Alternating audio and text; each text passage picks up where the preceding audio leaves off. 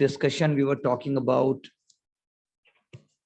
पंचायती राज हमने बात कर ली थी, और फिर हमने बात की थी डिफरेंट सोशल डायमेंशंस की जो भी मॉडर्न टाइम्स में हो रहे हैं। फिर हमने बात की थी कि कैसे सोशियोलॉजी का जो ये वाला एस्पेक्ट है ये आपके न्यूज़पेपर और बाकी लर्निंग से जुड़ा हुआ है। Am I right?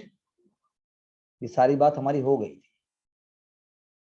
फिर हमने ये चर्चा की थी कि भाई अब हम कौन से ऐसे एरियाज को आगे लेके चलें जिससे जो कंटेम्प्रेरी सोशियोलॉजी है, जो कंटेम्प्रेरी इंडिया है, उससे हमारे को पता चले, फायदा हो। उसी कॉन्टेक्स्ट में हमारा डिस्कशन हुआ था पेजेंट मूवमेंट्स का, और पेजेंट मूवमेंट के बाद अब बात आती है वुमेन मूवमेंट की। जब हम बात वुमेन मूवमेंट की करते हैं तो मैं आपको जनरल आइडियाज तो दे ही दूंगा या दे ही रहा हूं, लेकिन उससे भी इंपॉर्टेंट है कि आप जो है न्यूज़पेपर से जो डेली बेसिस के ऊपर जो आर्टिकल्स निकल सकते हैं उसकी हम बात करें। कहना मैं ये चाहूंगा कि ग्रास रूट वुमेन मूवमेंट हैं, उनको भी उतना ही वैल्यू देना पड़ेगा। आप समझे मेरी बात? ग्रास रूट वुमेन मूवमेंट को भी उतना ही वैल्यू देना पड़ेगा।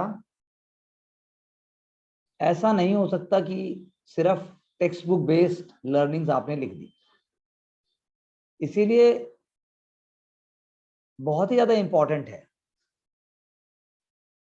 ना,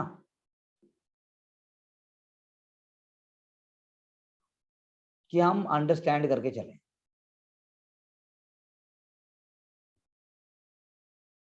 जैसे जैसे सोशियोलॉजी में अब आप देख रहे होंगे कि आजकल साइबर क्राइम्स बहुत बढ़ गया है, फ्रॉड जिसे हम कहते हैं, ई कॉमर्स के थ्रू भी फ्रॉड बढ़ गया है।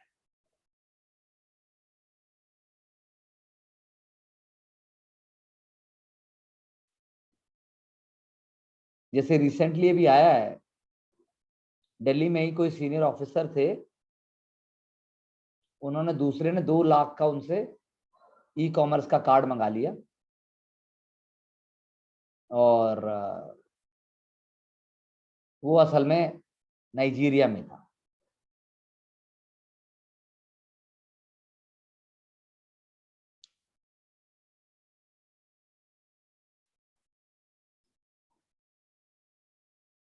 जब बंदे ने कॉल किया तो सामने वाले पर्सन ने उसको बोला मैं मीटिंग में हूं, और उन्होंने उसको गिफ्ट कार्ड का नंबर भेज दिया।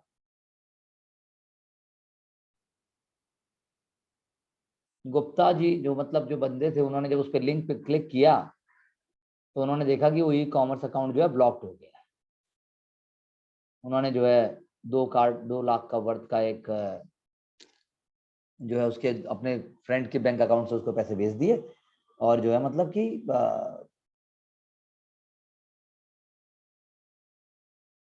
जब वो और मांगे गए, जब और पैसे मांगे गए, तब पता लगा कि भाई ऐसा नहीं है। तो मेरा कहने का मतलब है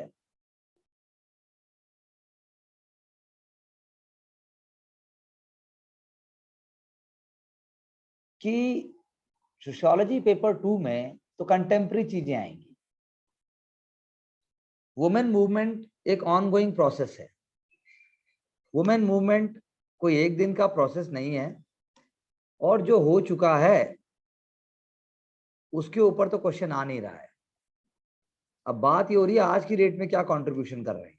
जैसे अब आप एक लिस्ट बना सकते हो ग्रास रूट लोगों के, जिन्होंने जिनको आप लगा लीजिए पद्मश्री अवार्ड भी मिला है।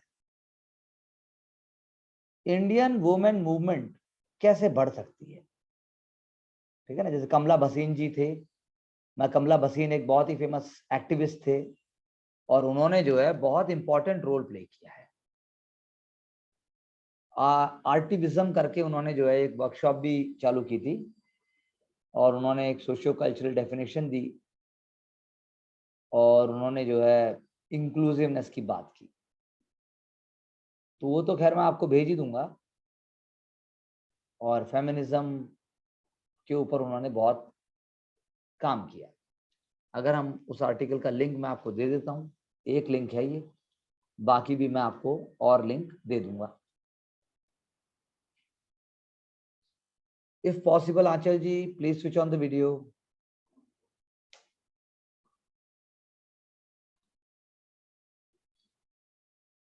ऐसे ही आपको इंटरनेशनल वुमेन डे पे देखना है कि इंडिया में कौन से ऐसे मास मूवमेंट हुए हैं जिन्होंने इशू उठाए हैं। जब हम जनरली सोचते हैं तो निर्भया केस जो था एक वो हो गया आपका, चिपको मूवमेंट दूसरा एग्जाम्पल है, नर्मदा बचाओ तीसरा एग्जाम्पल है। लेकिन आपको इनके बियॉन्ड भी जाना है। अगर मैं हरियाणा की बात करूं तो हरियाणा में एक बहुत इंपॉर्टेंट मूवमेंट चली, अभी भी चल रही है, और जो मैडम है उनसे एक बार मेरी मुलाकात भी हुई है। उनका नाम है जगमती सांगवान।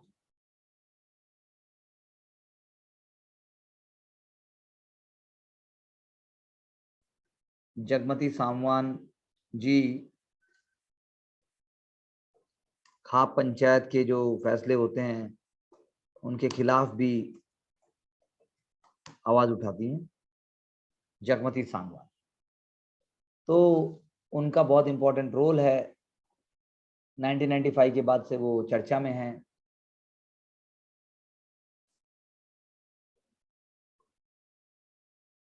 एक बहुत ही बड़े लेवल पे अब वो काम कर रहे हैं। उनकी बॉडी का नाम है जनवादी महिला समिति, और फीमेल क्रिटिसाइड और ऑनर किलिंग के अगेंस्ट वो काम करती हैं। ऐसे ही मणिपुर में एक मूवमेंट है, ऐसे ही एंटी अराक का मूवमेंट, एंटी अराक का।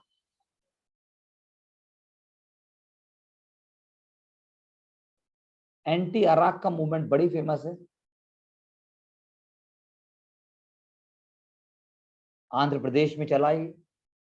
एंटी लीकर मूवमेंट भी जिसको आप कह सकते हो। फिर एक गुलाबी गैंग, उस पर एक मूवी भी आई है if I am not wrong. उन्होंने जेंडर्ड सोशल इविल्स के अलावा रॉन्ग डूइंग्स और होर्डिंग्स और इन सब के अगेंस्ट भी, ब्राइबरी के अगेंस्ट भी उन्होंने जो है चलाई है, गुलाबी gang. I am not wrong, इस पे मूवी भी आई है ना।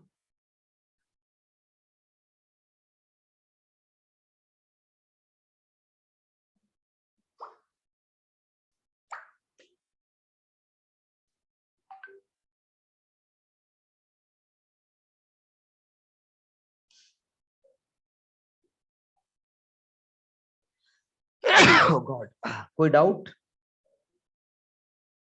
या कोई सवाल तो पूछिए। रुकमाबाई, रुकमाबाई जो केस था, पहली बात तो वो वुमेन मूवमेंट में काउंट नहीं होता।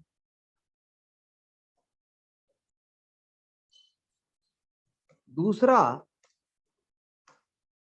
वो बात 1880s की है, यानी कि तिलक साहेब और रानाडे साहेब के जमाने की बात है।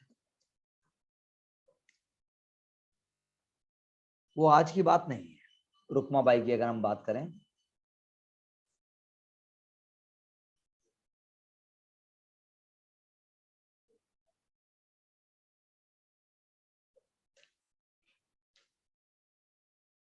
ठीक है ना, तो वो अलग है। मूवमेंट, बात हो रही है वुमेन मूवमेंट की, उनको आप वुमेन वुमेन मूवमेंट में काउंट नहीं कर सकते। वुमेन मूवमेंट की जब बात होती है और वुमेन के जो प्रोग्रेसिव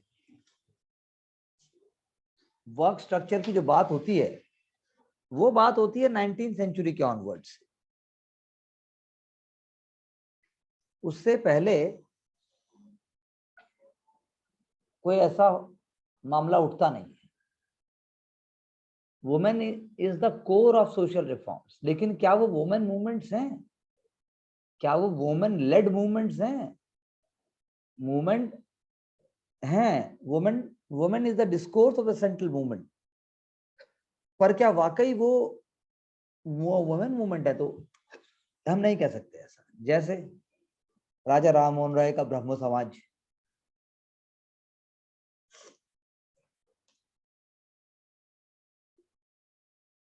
या जैसे मैंने अभी आपको एग्जांपल दिया प्रार्थना समाज।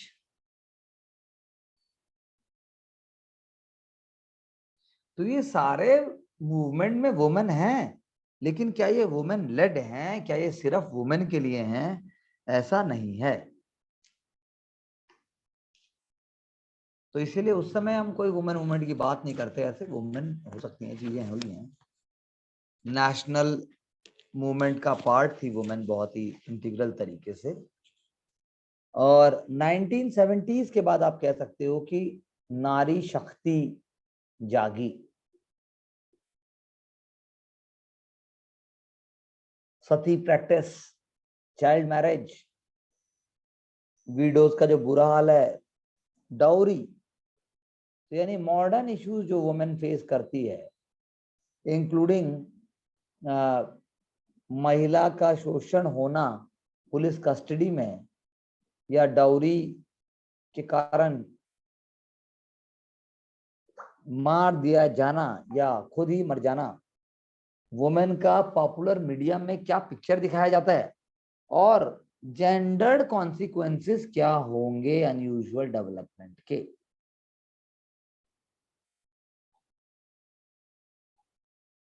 Gendered consequences, gendered consequences of unequal development. क्या है इस बात का मतलब? आप दोनों लिख के दिखाइए चैट बॉक्स में।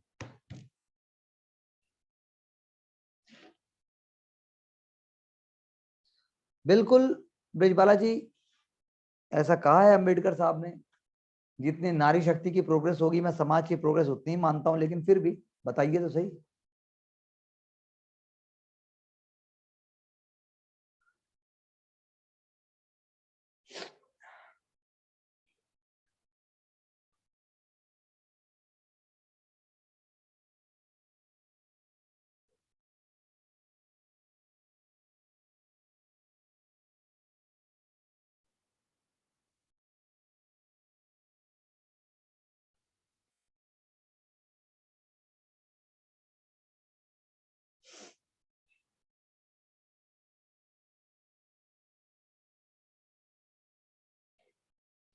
लिख के दीजिए आप दोनों।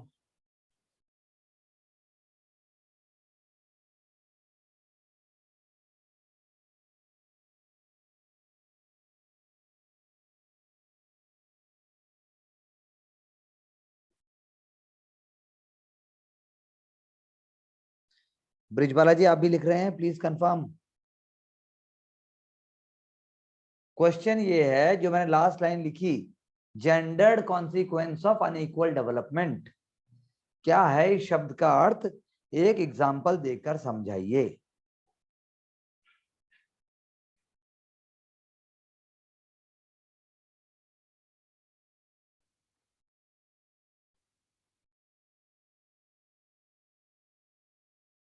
बताइए।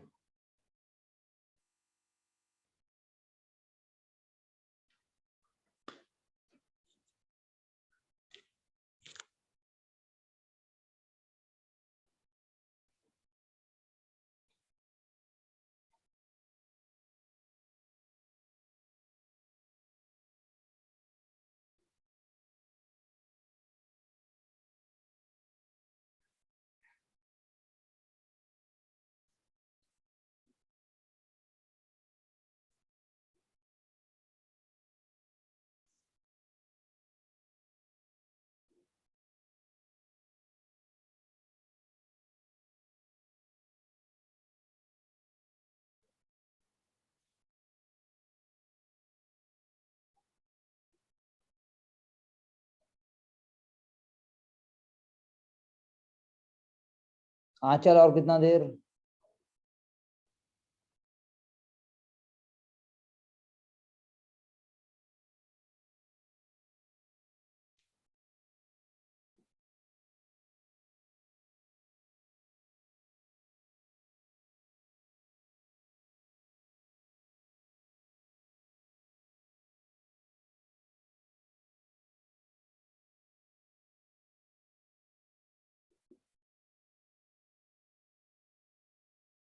For example, one side we want to move towards inclusive growth, but in many areas and many workplaces, gender discrimination is already there by harassment.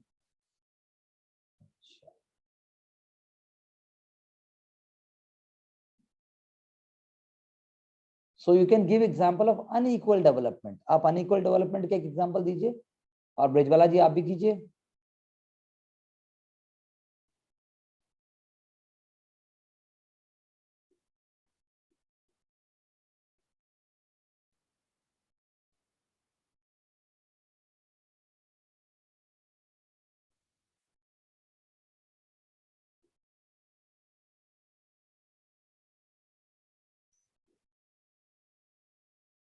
Losses in human capital of a country.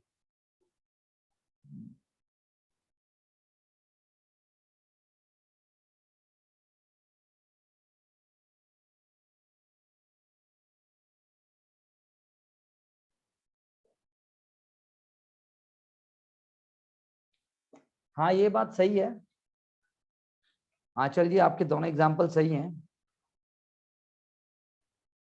और ब्रिजबाला जी ने भी सही point लिखा वैसे तो. लेकिन unequal development का मतलब होता है पैट्रियार्कल सेटअप.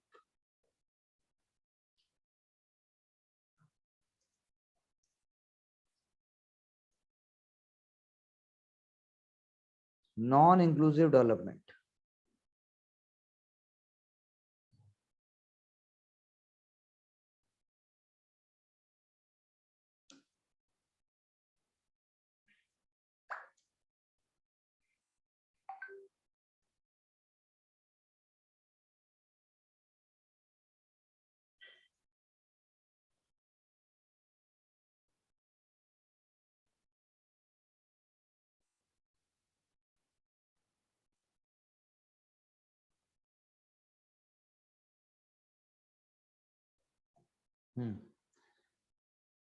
नॉन, यानी कि वो चीजें जो कि लॉ के द्वारा भी मेल को ही सपोर्ट की गई है, चाहे वो प्रॉपर्टी हो,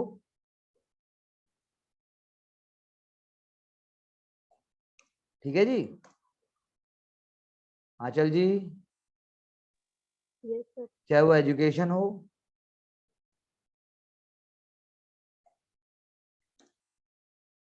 और चाहे फिर वो सोशल कस्टम्स.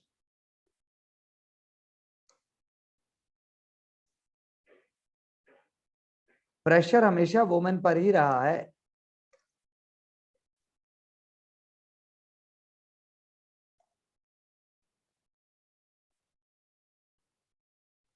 इसीलिए जरूरत पड़ी है वुमेन मूवमेंट्स की. 21st सेंचुरी के अपने इशू हैं. अब आप जब प्री इंडिपेंडेंस पीरियड की बात करते हो, जैसे मैंने कहा, मुझे एक नाम बताइए ब्रह्मो समाज में राजा राम मोहन रॉय के अलावा जिन्होंने बहुत मदद की हो वुमेन एजुकेशन में. Brahmo leader who had help in women movements.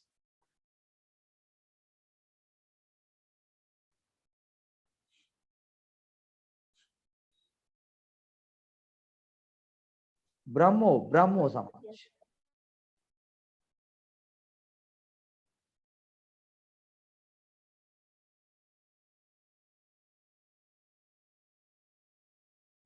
बताइए बताइए.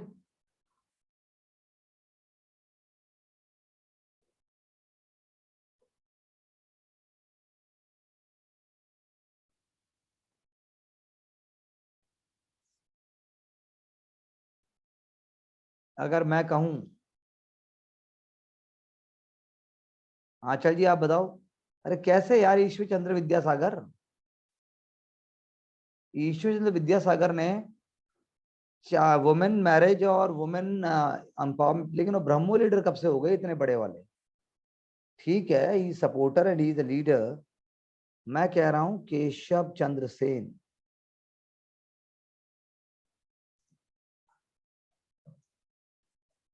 जिन्होंने प्रार्थना समाज भी बनाने में मदद की थी.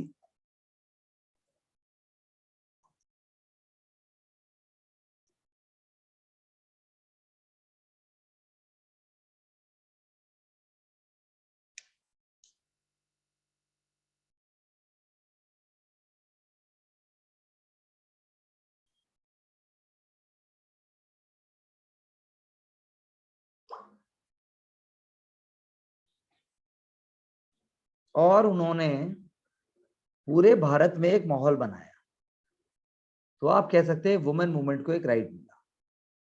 उसके बाद एंटी सती लेजिस्लेशन पास हुआ, मैरिज एक्ट पास हुआ, विडो रिमैरिज एक्ट पास हुआ। प्रार्थना समाज ने 1869 में इसीलिए बॉम्बे विडो रिफॉर्म एसोसिएशन बनाया।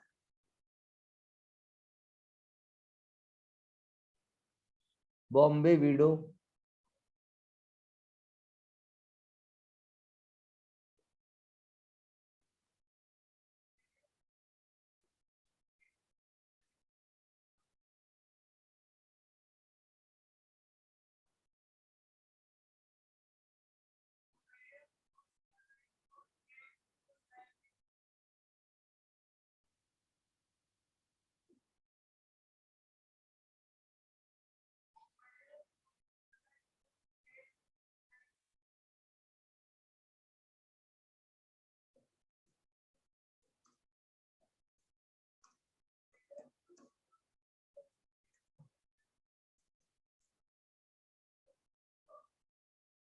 और उसके बाद ये बात चारों तरफ फैलती चली गई।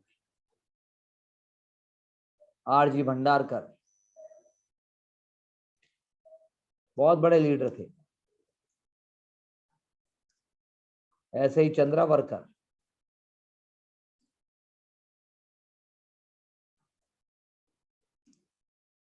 वही बहुत बड़े लीडर थे, उन्होंने भी बड़ी मदद की।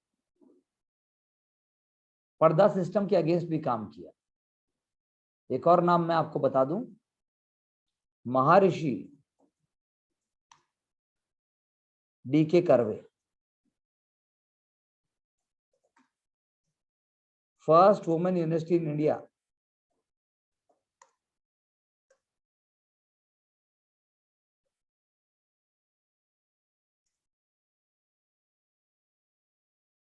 SNGT Shrimati Nathibai Damodar Thackersey university. तो इन सब लोग पाइनियर हैं, ये सब लोग, लेकिन सिर्फ हिंदुओं में नहीं। ऐसा जो है आपका वुमेन का मुस्लिम में भी होगा, उसके बाद साउथ इंडिया में भी होगा। जैसे पारसीज में एक मंडल था, स्त्री जरोस्ती मंडल।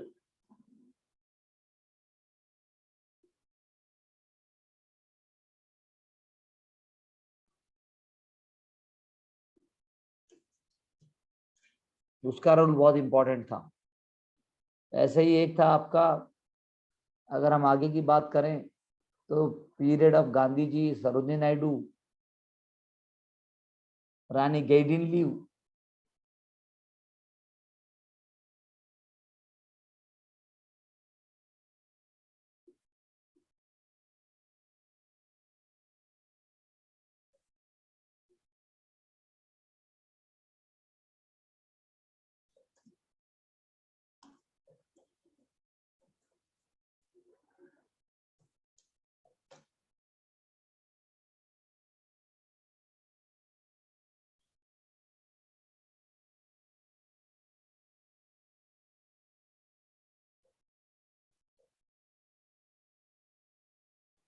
तो ऐसे बहुत सारे लीडर्स हैं जिन्होंने बहुत सारे मुद्दों को उठाया।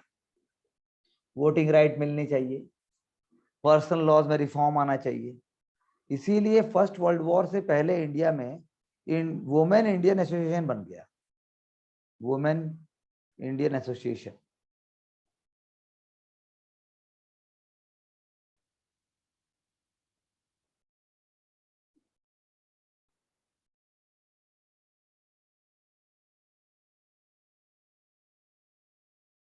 क्योंकि इसी समय से पूरे के पूरे भारत के लिए एक आंदोलन जो चल रहा है राष्ट्रवाद का, उसके भीतर इसका रोल भी आएगा, वुमेन इंडियन एसोसिएशन का रोल भी आएगा। वुमेन इंडियन एसोसिएशन, उसमें आपके एनी बेसेंट हो गए। उसके बाद leaders like Margaret cousin sisters हो गई,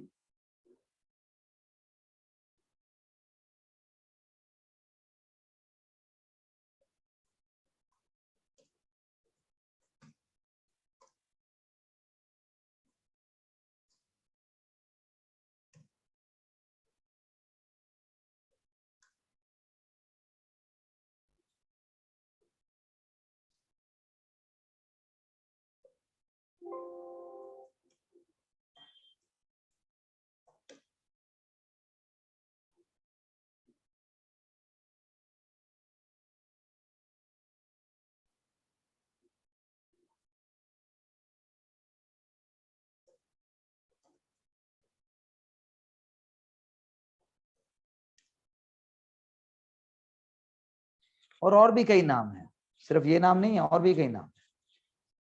अम्मू स्वामीनाथन एक नाम आप देखिएगा, मालती पटवर्धन, अम्मू Swaminathan.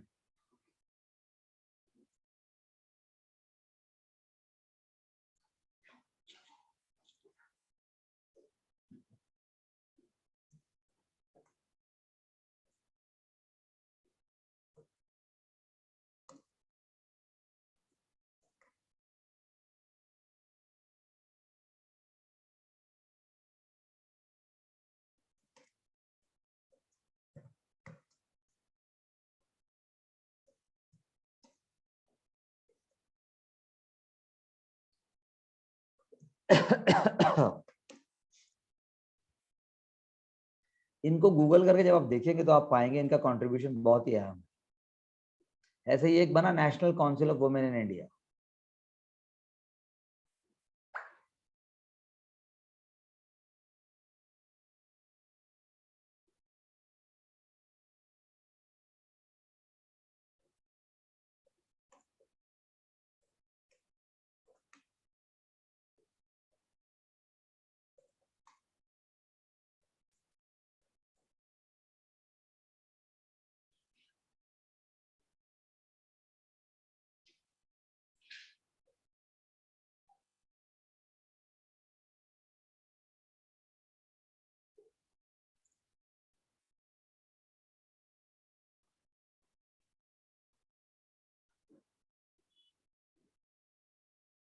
National council of women in India को बहुत सारे अच्छे अच्छे लीडर्स ने लीड किया, जिनमें एक थी मेहरीबाई टाटा, पारसी फैमिली से थी ये।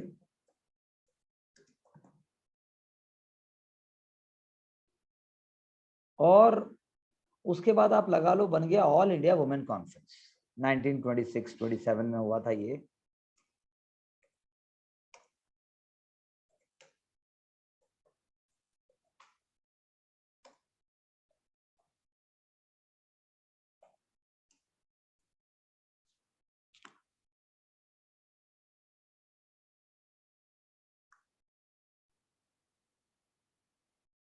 लेकिन और चीजें भी हुई, चाइल्ड मैरिज एक्ट के अगेंस्ट भी बात की गई।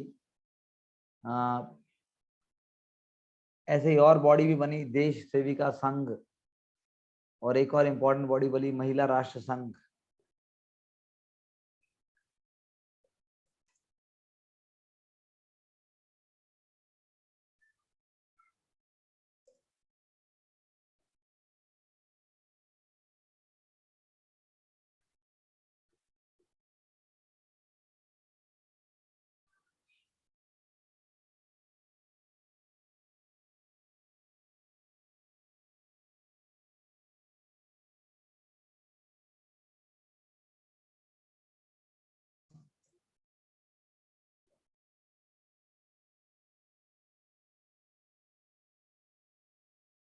इसी दिशा में एक बना था नारी सत्याग्रह समिति।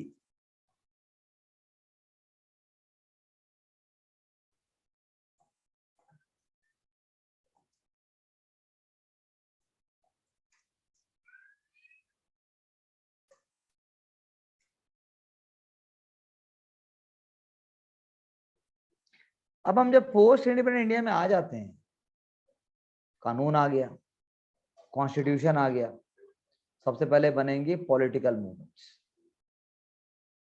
1970s तक तो ऐसा वो नहीं हुआ, वुमेन जो है वो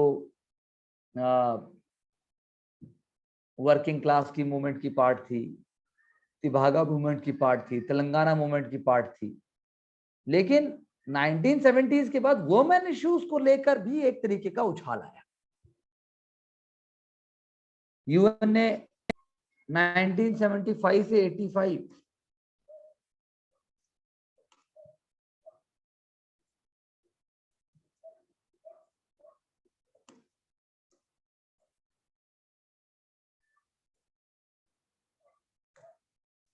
यूएन डिकेड ऑफ वुमेन आया 1975 से 85, उससे बहुत फर्क पड़ा। इंडिया ने एक कमेटी भी बनाई, national committee on status of women. मैं आपको सारा सीक्वेंस से, मैं सिंपल जो चीजें मुझे याद है मैंने आपको बता दी है।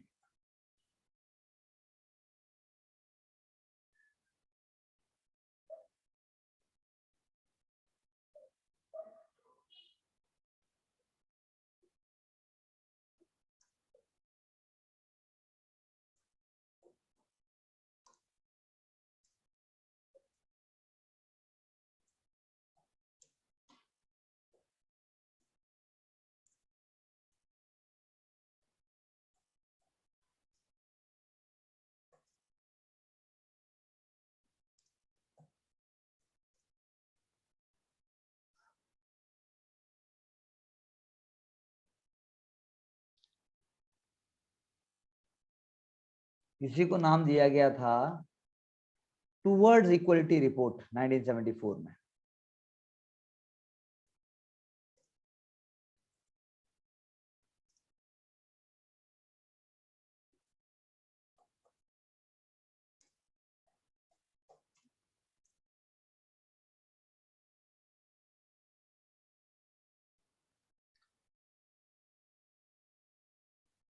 तो ये एक बिगनिंग है मूवमेंट की। इसीलिए हमारे यहाँ पॉलिटिकल मूवमेंट जब बनी तो आप गूगल करके उनकी हेडिंग पे जाके देखेंगे तो all India democratic women association भी आई।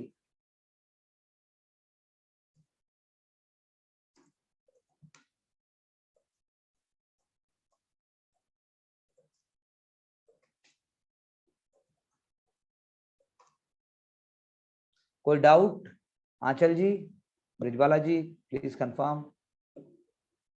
सीपीआई जैसी पार्टीज का रोल ज्यादा रहा। आंचल,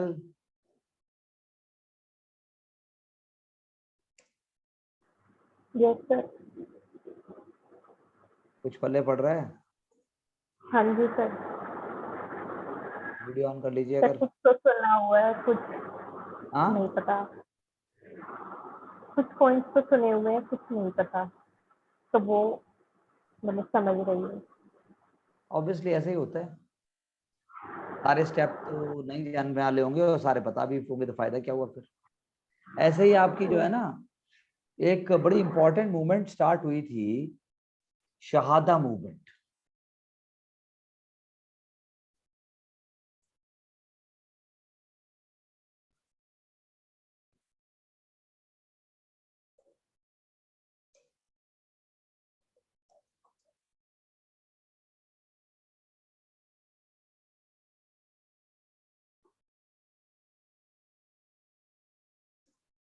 महाराष्ट्र, ठीक है ना।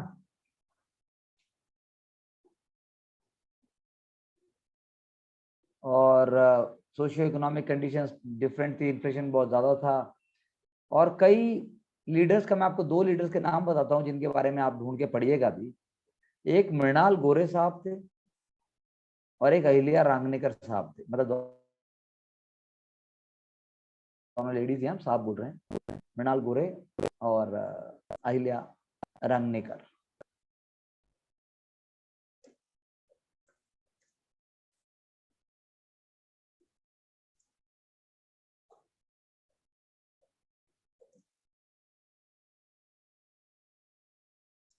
ऐसे ही बनाया गया महिला समता सैनिक दल, दलित ग्रुप्स ने बनाया।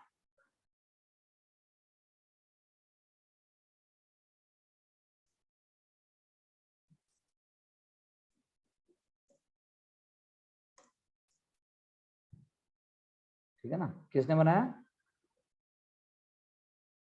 दलित ने।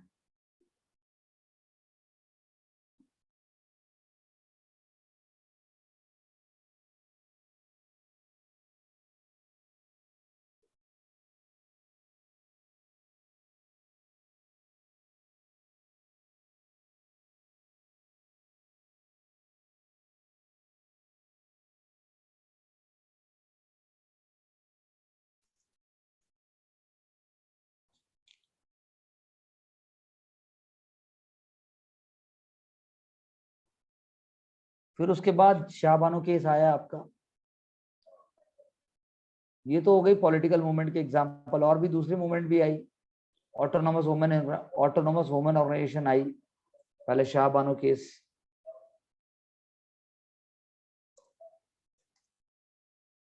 तो शाहबानो केस आपको यदि पता है तो मैं बताऊं, नहीं पता तो मतलब बताता हूं, नहीं तो बताइए। सर बता दो। बता दो।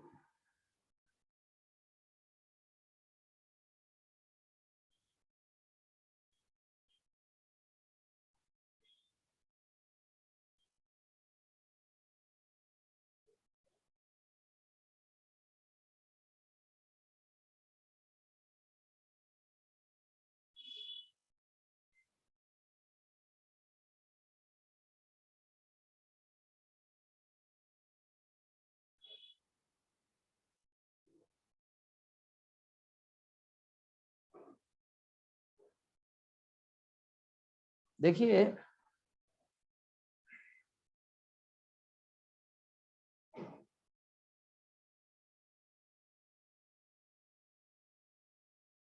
शाहबानो केस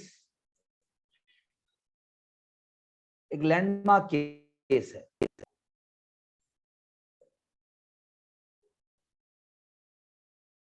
इस केस में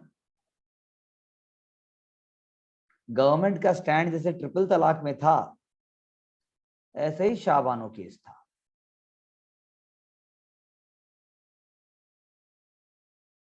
शाहबानो केस एक माइलस्टोन है मुस्लिम वुमेन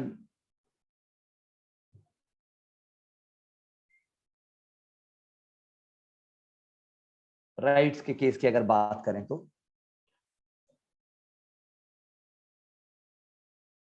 गवर्नमेंट ने क्या स्टैंड लिया,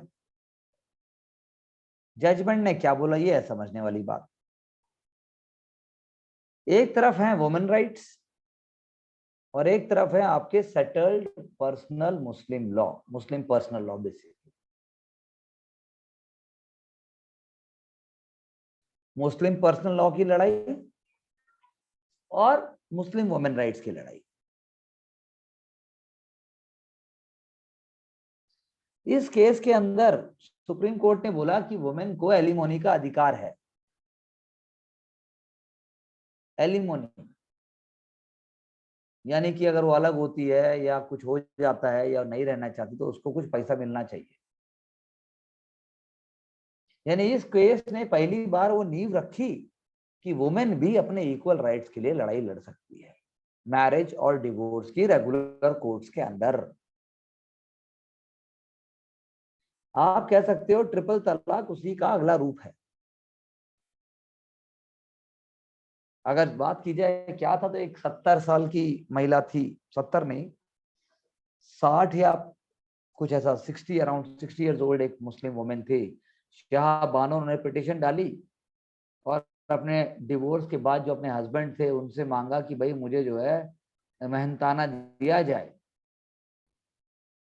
क्योंकि खान साहब ने उनको, जो भी उनके हस्बैंड थे, उन्होंने उनको तलाक दे दिया था और उनके 5 बच्चे भी थे।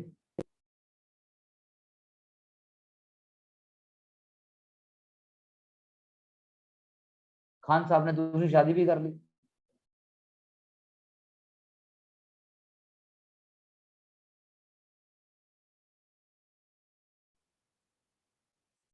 तो शाह बानो ने बोला मुझे अलग भी रहना है और मुझे जो है मेहनताना चाहिए 5 बच्चों के लिए और अपने लिए अंडर रेगुलर कोर्ट। तो ये जो सेक्शन है, जिस भी सेक्शन में बात की गई, वो सेक्शन जो है मैंडेटरी बना देता है कि आपको देना ही पड़ेगा, लीगल ऑब्लिगेशन है। अगर औरत अपना आपको नहीं मेहनताना दे सकती है, नहीं संभाल सकती है, तो पति को देना पड़ेगा। खान साहब ने कहा कि ये मुस्लिम पर्सनल लॉ की बात है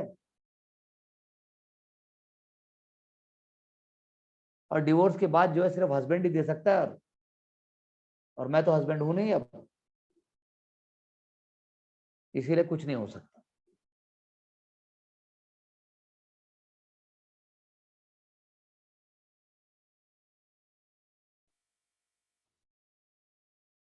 एक पीरियड तक वेट करें, वो उसके बाद डिवोर्स लेने के बाद दूसरी शादी करें तो हो जाएगा।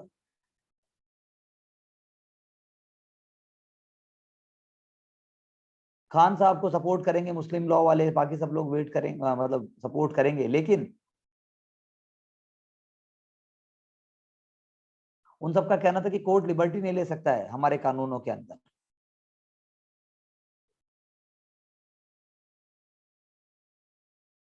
तो सुप्रीम कोर्ट ने डिसीजन दिया जो सब सिटीजन पे होता है,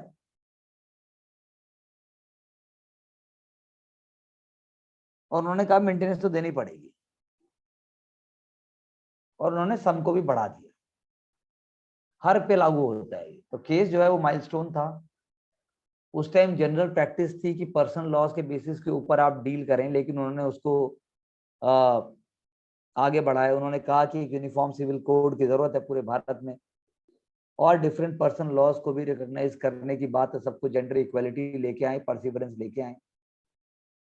तो जो जस्टिस थे, चीफ मतलब जो सुप्रीम कोर्ट के जज थे, उन्होंने कहा कि जो लोग अपने आप को नहीं संभाल सकते हैं उनका फिर क्या होगा, रिलीजन क्या करेगा उसमें? नेग्लेक्ट हो जाएगी वाइफ, नेग्लेक्ट हो जाएंगे बच्चे या पेरेंट, तो नेग्लेक्ट ही सफिशिएंट है कि उसको मेंटेनेंस मिलनी चाहिए। इससे कोर्ट, इससे मतलब कानून, रिलीजन का कोई लेना देना नहीं है, ठीक है ना। लाइबिलिटी जो है अपने आप आ जाती है। तो मोरल एंगल उन्होंने ये वाला लिया और मोरालिटी को उन्होंने ऊपर रखा, ना कि रिलीजन के उसको।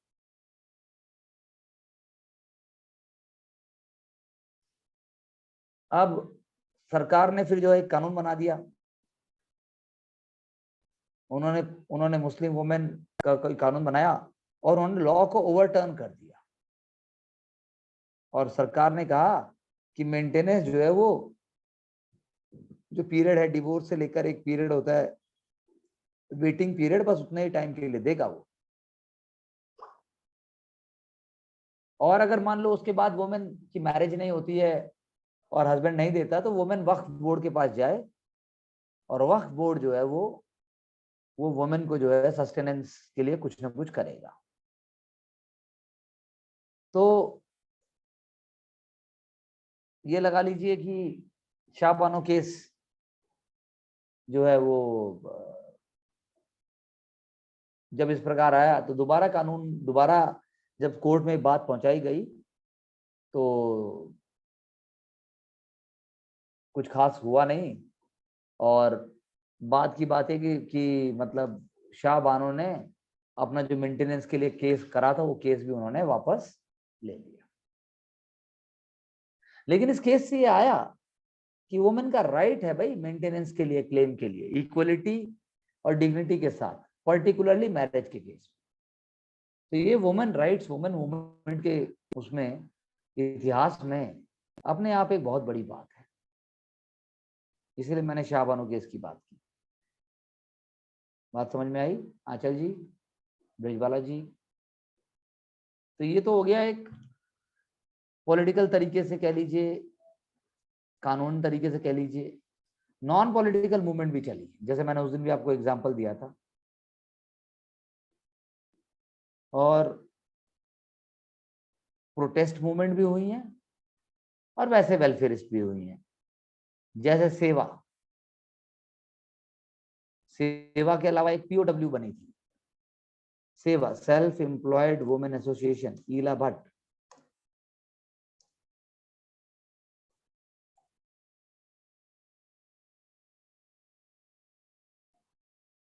और दूसरा हैदराबाद की एक थी बॉडी, उसका नाम था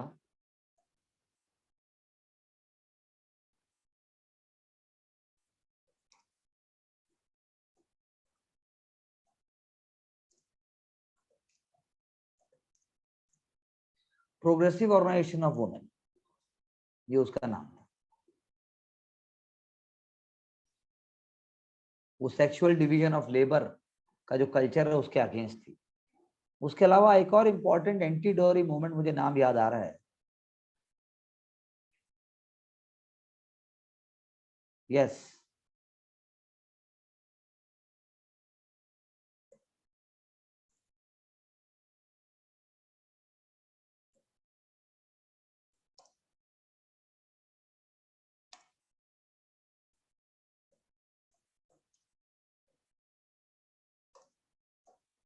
रूप कंवर केस। पढ़िएगा इसको, नहीं समझ में आएगा तो फिर पूछिएगा। एक रूप कंवर केस भी था 1980 में, सती हो गई थी वो। ऐसे ही जो है आपका विशाखा गाइडलाइंस, ब्रिजबाला जी आपको तो विशाखा गाइडलाइंस पता होंगी।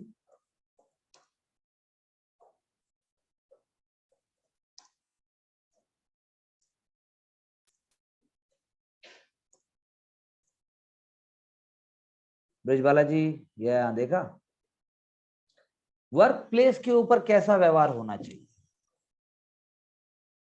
वर्क प्लेस के ऊपर कैसा सिस्टमेटिक एक अप्रोच होना चाहिए, वुमेन की सेफ्टी, डिग्निटी और उसकी कैसे बरकरार होनी चाहिए। नहीं, गाइडलाइन एनजीओ के लिए भी नहीं है, सिर्फ सारे वर्क प्लेस के लिए है। सुप्रीम कोर्ट की गाइडलाइंस है, विशाखा गाइडलाइंस, कमिटी होनी चाहिए। फिर उसके बाद जो है एक मैकेनिज्म होना चाहिए, उसको कहते हैं हम विशाखा केस, विशाखा गाइडलाइंस कहते हैं उसको।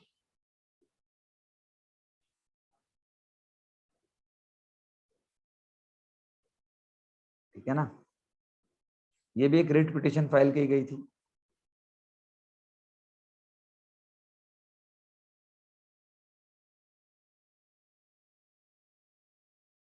नैना कपूर ने फाइल किया उसको,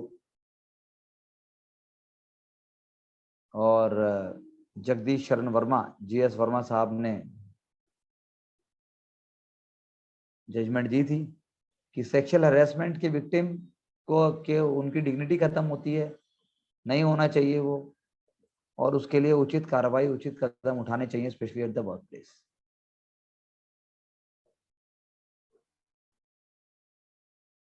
इन ब्रीफ अगर मैं कहूं तो ये अपने आप में लैंडमार्क केस था। ऐसे ही आपको आज के टाइम पे देखने हैं कि कैसे हुआ है। पीआईएल फाइल की गई थी, फंडामेंटल राइट्स मिलने चाहिए वुमेन को वर्किंग प्लेस के ऊपर, और फाइल किसने किया था? पिटीशन फाइल किया गया था भंवरी देवी। भंवरी देवी एक सोशल वर्कर थे, और उनके साथ बहुत ही घिनौनी और बहुत ही घटिया हरकतें की गई थी। एक सोशल वर्कर थी, जब उन्होंने अपनी फैमिली में, या उनकी फैमिली में कह लीजिए, चाइल्ड मैरिज रोकने की कोशिश की थी,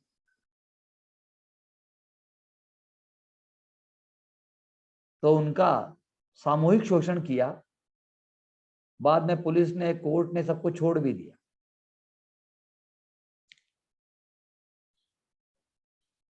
तो इसीलिए इंटरनेशनल गाइडलाइंस को ध्यान में रखते हुए सेक्सुअल हैरेसमेंट के अगेंस्ट जो है एक वो बनाया गया, उनको विशाखा गाइडलाइंस कहते हैं। उसमें जो है sexual harassment at work place की गाइडलाइन बनाई गई, और उससे पहले ऐसा कुछ नहीं था।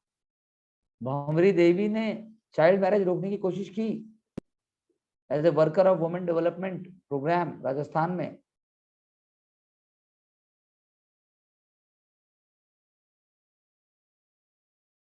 और खासकर उन्होंने कहा कि एक छोटी जाति की औरत हमें कैसे शिक्षा देगी, हमें बताएगी सही क्या है गलत क्या है। और कहीं से भंवरी देवी जी को कहीं से न्याय नहीं मिला, तो पिटीशन फाइल की सुप्रीम कोर्ट के अंदर, तो सुप्रीम कोर्ट ने फिर जो है जजमेंट लेके आए, उसको कहते हैं Vishakha guidelines, sexual harassment at work place. उसके बाद से 2013 में भी जो है अमेंडमेंट, मतलब एक्ट जो है इफेक्टिव हुआ, और पुलिस जो है पहले तो एफआईआर ही लॉन्च नहीं करती थी, लेकिन समय के साथ जो है चीजें बदली।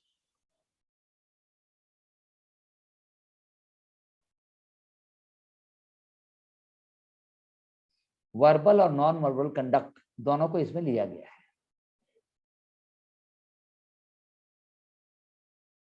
तो नैना कपूर जी ने, और उनकी ऑर्गेनाइजेशन थी साक्षी, उन्होंने पीआईएल फाइल किया, और ऐसे आप कह सकते हो कि विशाखा गाइडलाइंस भी आई। तो विशाखा गाइडलाइंस अपने आप में बहुत इंपॉर्टेंट है। ऐसे ही आप भोपाल गैस ट्रेजेडी, नर्मदा बचाओ आंदोलन, चिपको मूवमेंट, उनको देख सकते हैं।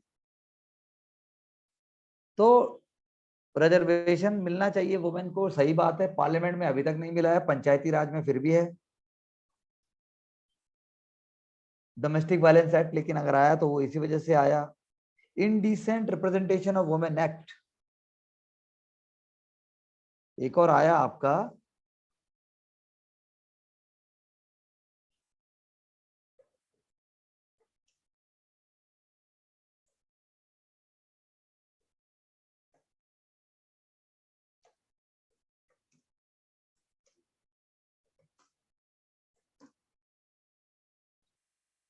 Indecent representation of women act भी आया, prevention of sexual harassment act भी आया, मैटरनिटी बेनिफिट एक्ट भी आई। तो आप कह सकते हो कि अपर क्लास का बहुत ज्यादा रोल रहा, नहीं रहा, लोअर क्लास ने बहुत ज्यादा सपोर्ट किया, नहीं किया, लेकिन अब जागरूक हो गया है, अब जागरूक हो गया है पैट्रियार्की के खिलाफ, फीमेल फिटिसाइड के खिलाफ, नारी में काफी जागरूकता आई है आज की डेट में। 2 दिन पहले ही आया था कि हमारे एक नेताजी ने कह दिया था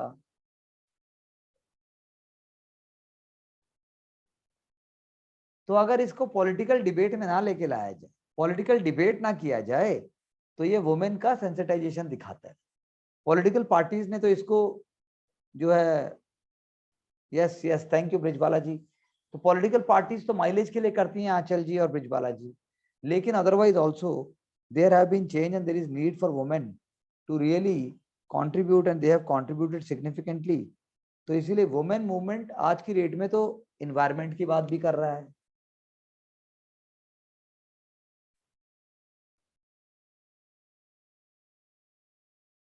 पॉलिटिकल राइट्स की बात भी हो रही है, ह्यूमन राइट्स की बात भी हो रही है।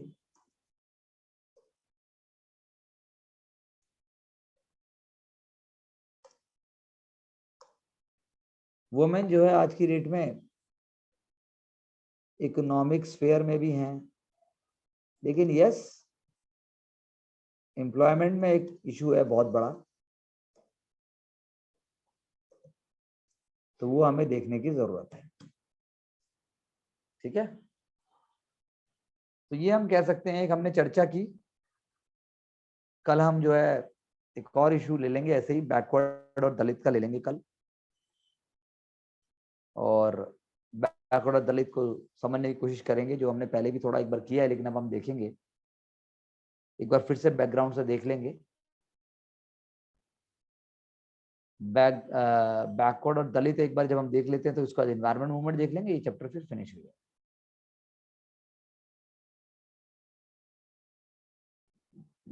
फिर नॉर्थ ईस्ट या किसी जो है एथनिसिटी और आइडेंटिटी मूवमेंट हमारा एक रह जाएगा।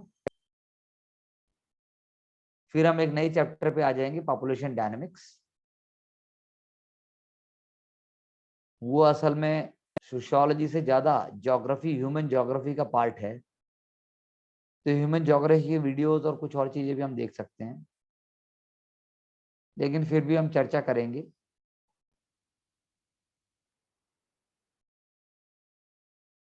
और उसके बाद हम जो है अभी सेंसस भी होने जा रहा है,